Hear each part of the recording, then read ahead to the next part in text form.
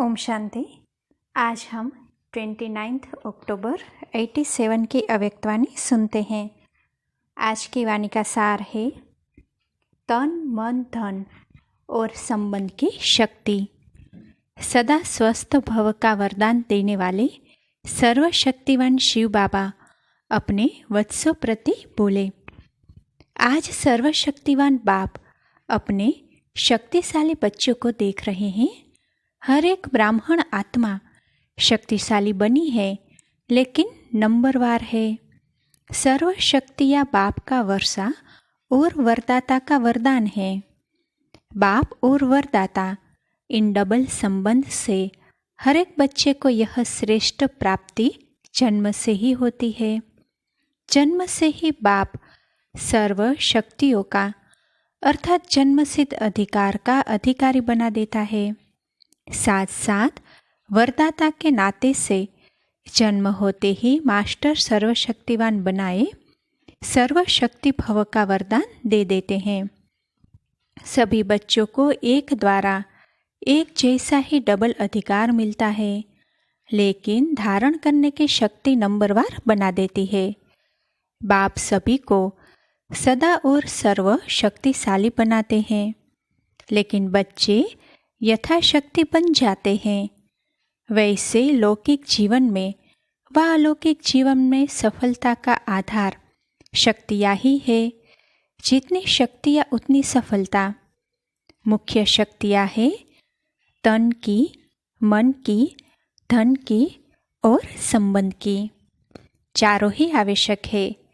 अगर चार में से एक भी शक्ति कम है तो जीवन में सदा वह सर्व सफलता नहीं होती। अलौकिक जीवन में भी चारों ही शक्तियाँ आवश्यक है।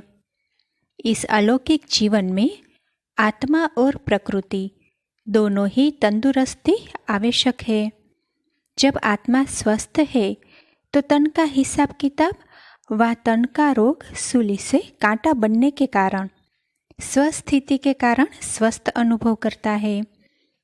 उनके मुख पर, चेहरे पर बीमारी के कष्ट के चिन्ह नहीं रहते।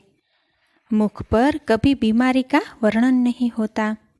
कर्म भोग के वर्णन के बदले कर्मयोग की स्थिति का वर्णन करते हैं, क्योंकि बीमारी का वर्णन भी बीमारी की वृद्धि करने का कारण बन जाता है। वह कभी भी बीमारी के कष्ट का अनुभव नहीं करेगा, न दूसरे को कष्ट सुनाकर कष्ट की लहर फैलाएगा। और ही परिवर्तन की शक्ति से कष्ट को संतुष्टता में परिवर्तन कर संतुष्ट रह औरों में भी संतुष्टता की लहर फैलाएगा। अर्थात मास्टर सर्वशक्तिवान बन शक्तियों के वरदान में से समय प्रमाण सहन शक्ति, समाने की शक्ति का प्रयोग करेगा और समय पर शक्तियों का वरदान व वर्षा कार्य में लाना, यही उसके लिए वरदान अर्थात दुआ दवाई का काम कर देती है। क्योंकि सर्वशक्तिवान बाप द्वारा जो सर्व शक्तियाँ प्राप्त है, वह जैसी परिस्थिति, जैसा समय और जिस विधि से आप कार्य में लगाना चाहो, वैसे ही रूप से यह शक्तियाँ आपकी सहयोगी बन सकती है। इन शक्तियों को व प्रभु वरदान को जिस रूप में चाहो वह रूप धारण कर सकते हैं। अभी अभी शीतलता के रूप में, अभी अभी जलाने के रूप में, पानी की शीतलता का भी अनुभव करा सकते तो आग के जलाने का भी अनुभव करा सकते। दवाई का भी काम कर सकता और शक्तिशाली बनाने का माजून का भी काम कर सकता। सिर्फ समय पर कार्य में लगाने की अथॉरिटी बनो। यह सर्वशक्तियाँ आप मास्टर सर्वशक्तिवान की सेवादारी है। जब जिसको ऑर्डर करो वह हाजिर हजूर कह सहयोगी बनेगी। लेकिन सेवा लेने वाले भी इतने चतुर सुजान चाहिए। तो तन की शक्ति आत्मिक शक्ति के आधार पर सदा अनुभव कर सकते हो, अर्थात सदा स्वस्थ रहने का अनुभव कर सकते हो। यह अलौकिक ब्राह्मण जीवन है ही सदा स्वस्थ जीवन। वरदाता से सदा स्वस्थ भव का वरदान मिला हुआ है। बाप दादा देखते हैं कि प्राप्त हुए वरदानों को कई बच्चे समय पर कार्य में लगाकर लाभ नहीं ले सकते हैं, व यह कहें कि शक्तियों अर्थात सेवाधारियों से अपनी विशालता और विशाल बुद्धि द्वारा सेवा नहीं ले पाते हैं। मास्टर सर्वशक्तिवान, यह स्थिति कोई कम नहीं है, यह श्रेष्ठ स्थिति भी है। साथ साथ डायरेक्ट परमात्मा द्वारा परम टाइटल भी है।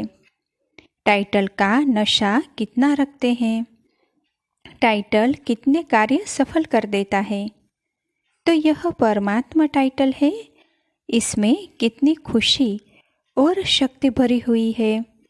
अगर इसी एक टाइटल की स्थिति रूपी सीट पर सेट रहो तो यह सर्व शक्तियाँ सेवा के लिए सदा हाजिर अनुभव होगी, आपके ऑर्डर के इंतजार में होगी। तो वरदान को व वर्षे को कार्य में लगाओ। आप मास्टर सर्वशक्तिवान के समान में स्थित नहीं होते तो शक्तियों को ऑर्डर में चलाने के बजाय बार बार बाप को अर्जी डालते रहते कि यह शक्ति दे दो, यह हमारा कार्य करा दो, यह हो जाए, ऐसा हो जाए। तो अर्जी डालने वाले कभी भी सदा राजी नहीं रह सकते हैं। एक बात पूरी होगी, दूसरी शुरू हो जाएगी। इसीलिए मालिक बन, योग युक्त बन, युक्ति युक्त सेवा सेवाधारियों से लो तो सदा स्वस्थ का स्वतः ही अनुभव करेंगे। इसको कहते हैं तन के शक्ति की प्राप्ति। ऐसे ही मन की शक्ति अर्थात श्रेष्ठ संकल्प शक्ति। मास्टर सर्वशक्तिवान के हर संकल्प में इतनी शक्ति है जो जिस समय जो चाहे वह कर सकता है और करा भी सकता है, क्योंकि उनके संकल्प सदा शुभ, श्रेष्ठ और कल्याणकारी होंगे। तो यहाँ श्रेष्ठ कल्याण का संकल्प है, वह सिद्ध जरूर होता है। और मास्टर सर्वशक्तिवान होने के कारण मन कभी मालिक को धोखा नहीं दे सकता है, दुख नहीं अनुभव करा सकता है। मन एकाग्र अर्थात एक ठिकाने पर स्थित रहता है, भटकता नहीं है। जहाँ चाहो जब चाहो मन को वहाँ स्थित कर सकते हो। कभी मन उदास नहीं हो सकता है। यह है मन की शक्ति जो अलौकिक जीवन में वर्षे व वरदान में प्राप्त है। इसी प्रकार तीसरी है धन की शक्ति अर्थात ज्ञान धन की शक्ति। ज्ञान धन स्थूल धन की प्राप्ति स्वतः ही कराता है। जहाँ ज्ञान धन है वहाँ प्रकृति स्वतः ही दासी बन जाती है। यह स्थूल धन प्रकृति के साधन के लिए है। ज्ञान धन से प्रकृति के सर्व साधन स्वतः प्राप्त होते हैं। इसीलिए ज्ञान धन सब धन का राजा है। जहाँ राजा है वहाँ सर्व पदार्थ स्वतः ही प्राप्त होते हैं, मेहनत नहीं करनी पड़ती। अगर कोई भी लौकिक पदार्थ प्राप्त करने में मेहनत करनी पड़ती है तो इसका कारण ज्ञान धन की कमी है। वास्तव में ज्ञान धन पद्मा पदम पति बनाने वाला है। परमार्थ व्यवहार को स्वतः ही सिद्ध करता है। तो परमात्मा धन वाले परमार्थी बन जाते हैं। संकल्प करने की भी आवश्यकता नहीं, स्वतः ही सर्व आवश्यकताएं पूर्ण होती रहती। धन की इतनी शक्ति है जो अनेक जन्म यह ज्ञान धन राजाओं का भी राजा बना देता है। तो धन की भी शक्ति सहज प्राप्त हो जाती है। इसी प्रकार संबंध की शक्ति। संबंध की शक्ति के प्राप्ति की शुभ इच्छा इसीलिए होती है क्योंकि संबंध में स्नेह और सहयोग की प्राप्ति होती है। इस अलौकिक जीवन में संबंध की शक्ति डबल रूप में प्राप्त होती है। जानते हो डबल संबंध की शक्ति कैसे प्राप्त होती है? एक, बाप द्वारा सर्व संबंध, दूसरा देवी परिवार द्वारा संबंध। तो डबल संबंध हो गया ना, बाप से भी और आपस में भी। तो संबंध द्वारा सदा निस्वार्थ स्नेह, अविनाशी स्नेह और अविनाशी सहयोग सदा ही प्राप्त होता रहता है। तो संबंध की भी शक्ति है ना। वैसे भी बाप बच्चों क्यों चाहता है अथवा बच्चा बाप क्यों चाहता है? सहयोग के लिए, समय पर सहयोग मिले। तो इस समय अलौकिक जीवन में चारों शक्तियों की प्राप्ति वरदान रूप में, वर्षे के रूप में है। जहाँ चारों प्रकार की शक्तियाँ प्राप्त है, उनकी हर समय की स्थिति कैसी होगी?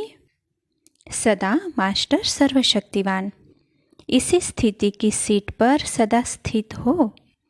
इसी को ही दूसरे शब्दों में स्व के राजे व राजयोगी कहा जाता है।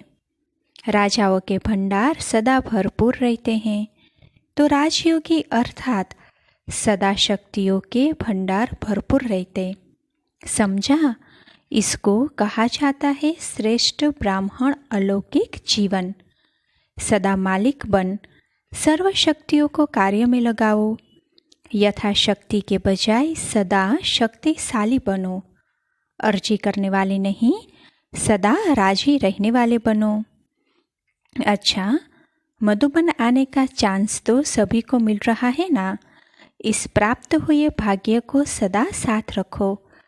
भाग्य विधाता को सदा साथ रखना अर्थात भाग्य को साथ रखना है। 3 जोन के आए हैं।